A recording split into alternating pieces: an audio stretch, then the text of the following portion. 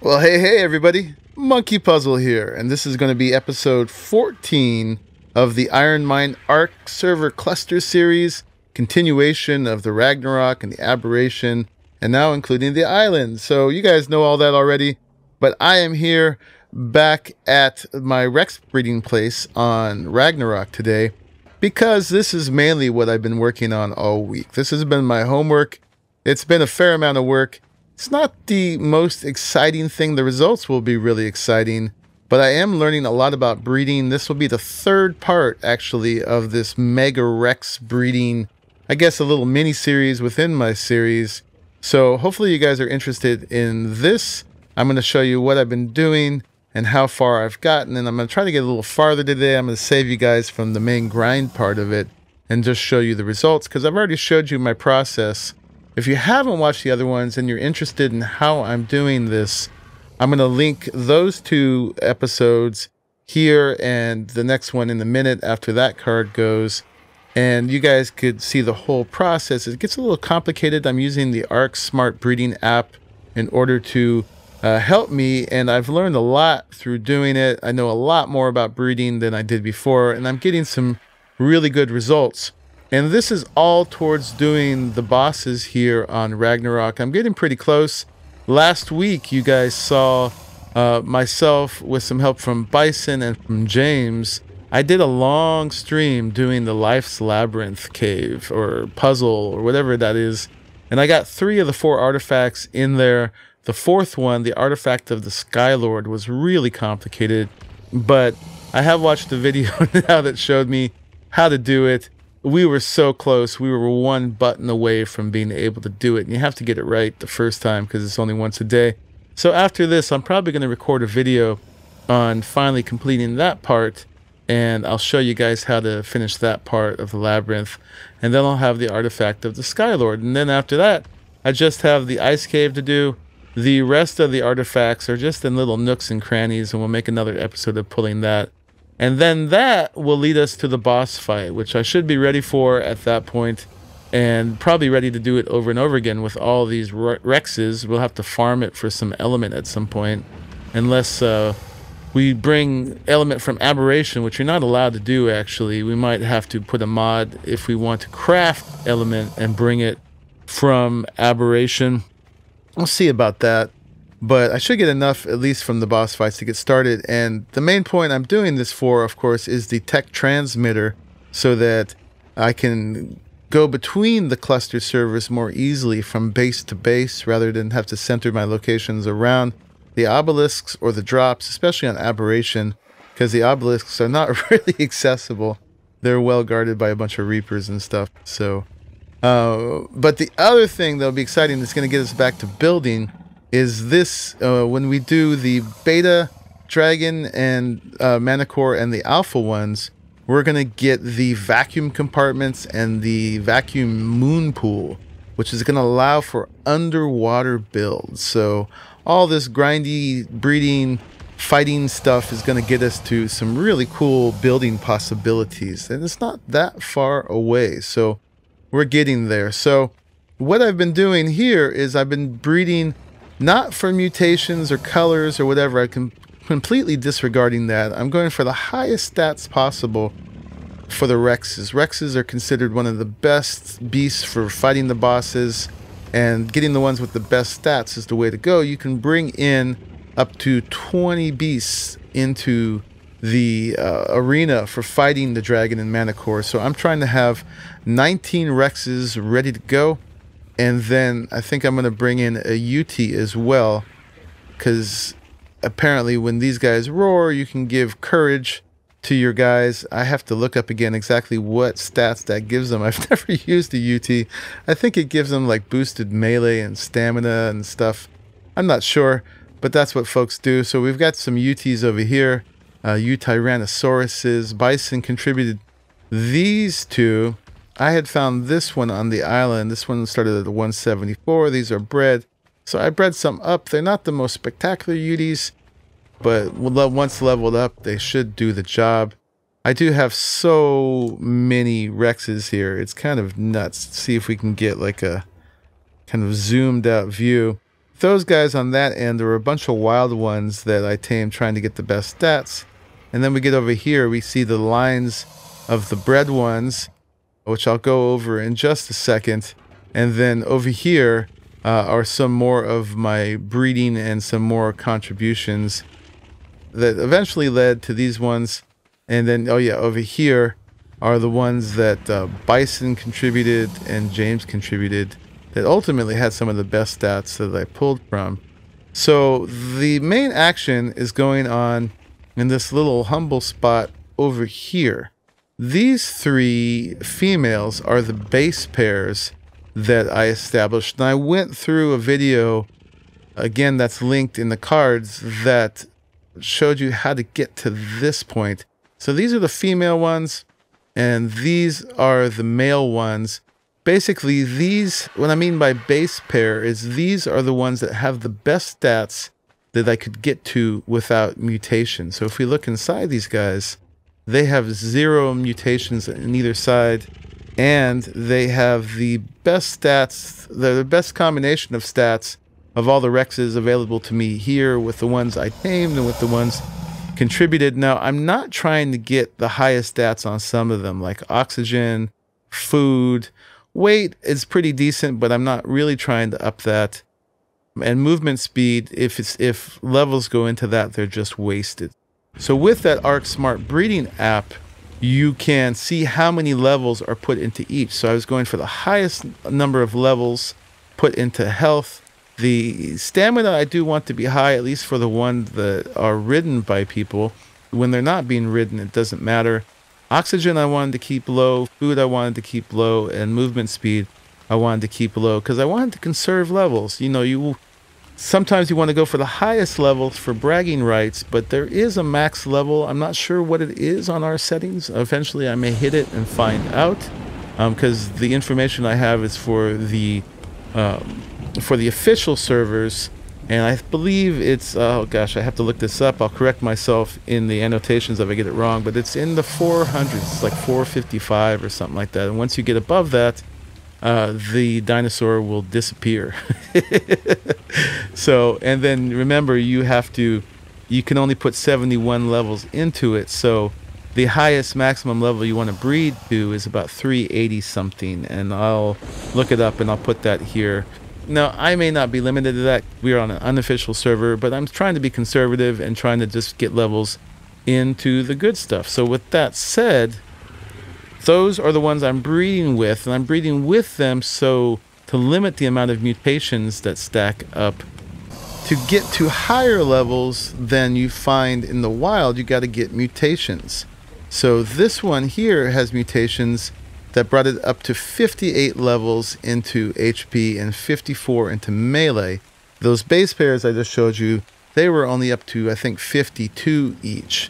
So if we look at ancestors here, you see it's got 16 mutations to get to this point. Some of that gets combined, but once you get over 20, you can't get any more mutations. And this one here is a male, so it's got 0 mutations on the patrilineal side, and that's what counts. So that's good. So for what I did is I took this one, I bred it with those and got a hatchery full of eggs like I have now. And then I took those and I went through all of them with the ARK Smart Breeding app until I found the next mutation, which was now 60 levels into health or HP, and the melee is the same. And so you can see this one with 58, 54, the health is 16,632, and the melee is 530.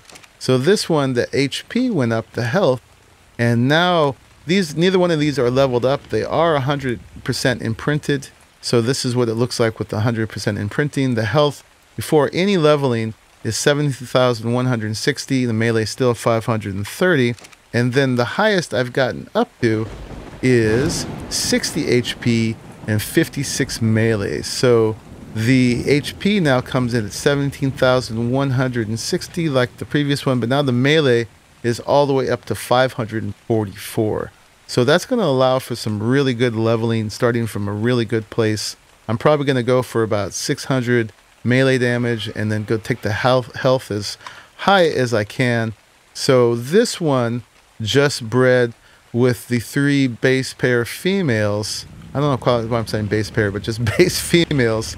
And now I have another hatchery of eggs I just showed you to go through. So I have to go through all of these and see if I can get another mutation. So basically I have this set up so I can keep going infinitely and raising them. And it's a matter of what I do with the whole hatchery full of eggs each time. I have to admit I am killing the ones that aren't useful to me. So it's a pretty macabre process, and it puts these big red messages across the screen that the whole server has to see. So pretty terrible. I'm a monster now, I admit it. But I do have a whole fridge full of cooked prime from it, and it got me up to level 100. So anyway, just talking about mutations, if you go back to this one, you can see this one is now up to 18 out of 20 mutations. Once it gets to 20, it's not going to be able to get mutations on this side because this one is a male, and what counts is the mutations on the patrilineal side. So if I get another mutation, hopefully it's going to be a female, and then from that female, she's going to have 0 mutations on the matrilineal side, and that's what counts for it being a female. And then I'll mate it with the base males, and so on and so forth. So a little bit complicated, but not too bad once you get the hang of it. So from going through those hatcheries full of eggs each time, and the hatchery indeed makes it much easier. That is a thing from Stuctures Plus. It runs on refertilizer, which is this stuff. Yeah, and it collects the fertile eggs automatically, so you can just leave them set up to this other Stuctures Plus thing, the hitching post. They'll lay a bunch of eggs and it'll get filled up while you're offline, but the server's still running, and then you can go through all those. Otherwise, you'd have to just collect each egg manually, which can be done, but it's just a much bigger time investment. So each time I've gone through the hatchery full of eggs, I've saved the ones that had decent stats. So here, I got a whole line from the first one of ones that are 58 HP, and 54 melee. So these are pretty decent. These again are all coming in at 16,632 health and 530 melee. I did, as a function of their name, put down the stats I wanted to change on them, but these ones are good to go. So I'll just name all of these like Mega Rex 1.0 or whatever, this whole line. And then from the next round of the next hatchery full with the next higher mutation, now I've got a whole line in front here that have the 60 HP and the 54 melee. And again, the 60 HP gives these guys 17,160. So this whole front line here is ready to go. They just need to be leveled up, and probably need to go take the whole line of them, string them all together, go out there and fight a bunch of stuff and level them up. It also happens just over time. So these guys just sitting here have levels ready to go. And so at this point, now that you guys have seen what I'm coming up with that, I can go ahead and start leveling these guys up. Stats are all saved in the ARK Smart Breeding app, so I didn't have to worry about making folders in order to save those. So these guys, like I said, I'm going to probably take up to about 600 melee. James says 600 melee and about 40,000 health have been doing pretty good. So I got to go through all these guys like that and get that building up. You can see I'm already up to 29,000 health, so that's not very bad at all. I think I started parking them on... No, I think I started on this end. Not sure. But these are all just passively leveled right now. Let's see how many this one has. Just 18. So it would be the same thing. I'm going to take it up to 600 melee. And as high as the health will go. So that one's already up to 26,000. So yeah, I'm going to keep leveling this up because it takes a while for the health to build up. And they'll be ready to go. And just got to get them over the green obelisk as soon as I have all the artifacts and the other trophy junk that is necessary to do it. But getting pretty close. Right now, what I'm going to do is I'm going to take a little bit offline. And I'm going to go through this whole hatchery full of eggs and see if I get the next the next mutation up. And then I'll have another line of those that are even better. Well, this is going to give me a line of the 60 HP, 56 melee. They won't all come out like that, but some of them will, guaranteed, because I've got about 59 eggs in here. No, excuse me, 49 eggs, because I got one slot for that and 49 other slots. So law of averages says it's going to work out pretty well. There's a slightly higher percentage, something like 55 or 60% chance of getting the higher stats each time you breed. So they tend towards the higher stats. So that's a good thing. So I'm just going to take all of those and I'm going to put it on this lovely RG here that came from BFun. He did a bunch of breeding with RGs and got them coming out at level 315. With these are their base stats with 100% imprinting. He's got them all the way up to 5,600 health and 1660 stamina and 950 weight, 509 melee. So these are some amazing RGs. It's really too bad you can't level up movement anymore because that would make even better. But with the TLC, the RGs are pretty darn nice with the weight reductions that they give on things like crystal and metal and ingots and all the other stuff. I have to look at the list again and remember them all. But they are very useful, really regal looking vultures now, not so much giant eagles. And yeah, much better modeling and stuff. And oh yeah, I just realized I forgot about the part where when they eat corpses, they heal really fast too. So that's awesome as well. Anyway, I'm going to take all these over there. Ooh, it's too heavy. But I can actually level up its weight a bit. I haven't leveled anything on this one yet. So yeah, I'm going to go ahead and do that until I can actually move around. And then, yeah, I'm going to take them over to my little very minimalistic breeding area over here, my hatching area, where I just hatch the eggs in front of these air conditioners. And I've got a grill right there for the ones, babies I cull, so I can grill up all the prime meat right away. And yeah, a bunch of fridges and just a few basics. Takes a lot of meat to feed all these guys. So every time when I log in here, the first thing I got to do is just fill up troughs until they finally get saturated. And oh, you know, the one last thing I didn't mention is the one other thing we could be bringing is deodons for healing. I'm not sure if we're going to need that. And they're a pain in the butt because you got to fill them full of a ton of food in order to do the passive healing. It costs a lot, and most people do that with kibble. So I'd have to have a whole kibble making operation too in order to do that, to have, you know, food that weighs less and doesn't spoil and has enough food value in it to do all the passive healing that you're going to do. So I don't know if I'm going to use deodons, but I'm definitely doing the UT T-Rex line combination, getting ready to go. I could probably just take this weakest line right here and be good to go. I'll see. I can kind of do it in waves, and as I lose some, I can keep moving up to the better ones, or I'm not sure if I'm going to start with the best line first. I don't know, but I've got options. So yeah, let me do a bunch of hatching, and I'll bring you back and show you guys the best I come up with, and then yeah, we'll go from there. All right, see you in a bit. And just in case you're interested, I wanted to show you how I was leveling up these RGs, just because it's pretty cool. I was taking the health up to about 10,000. It doesn't register right away, so I was doing some other ones. I was taking the melee up to 600, the stamina up to 3,000. So even if they're kind of slow, at least you will be able to keep going, not waste any time by resting. And then once I get the health up to 10,000, I've been putting the rest into weight. So that gets it up all the way to 1,700.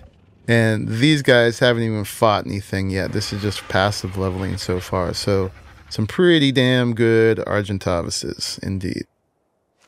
Yeah, so thank you, BFun, for those. These are the ones I took from you, by the way. I had to take 3 eggs until I finally got a breeding pair. And then over here, I took those, and not this one, but, was it this one? Okay, over here in this one, I bred them up a whole bunch by the hatchery. So These are the ones I'm actually going to hatch and use and save those other ones for mating so I can always replace it. And be fun, if you need to give eggs out to some other folks on the server, I can definitely help you with that. And then other folks who've also contributed too was Billy Bob and Rimtus had left some mighty good Rexes over there that were also went into the Smart Breeding app as part of the whole library of Rexes we had available to draw stats from. Alright, so it's a few hours later. I hatched all those eggs that were in that hatchery and a few rows more that had hatched in the meantime. And I did not get another mutation this time. I'm sure I still can. I've only been getting about one desired mutation per hatchery full, so I'm not surprised I didn't get one. I'm going to let it keep going and see if I get one just because. But I don't really need any more because in that hatching, I got, let me see, I didn't count them, but I got this whole pile of quivering Rexes that are now the 60 HP and the 56 melee. So I've got 3 waves of super high level Rexes now. I've got the whole first line of the 58 54s. I've got the next line of the 60 54s. And now I've got this whole massive army of these 60 56s. So yeah, got a whole bunch of Rexes. One of these waves is going to have to be able to do it, I'm sure. And especially if they're leveled up really well. And I am going to get another mutation eventually. I'll probably show you that in the next episode. And then that will be in waiting if I want to get more going. Anyway, I think on this Rex breeding level, I am now ready for these boss fights. So I just got to finish getting the artifacts. So I'm going to work on that in the upcoming episodes. But for now, thank you for watching until the end of this episode. And I will see you in the next one. Bye-bye.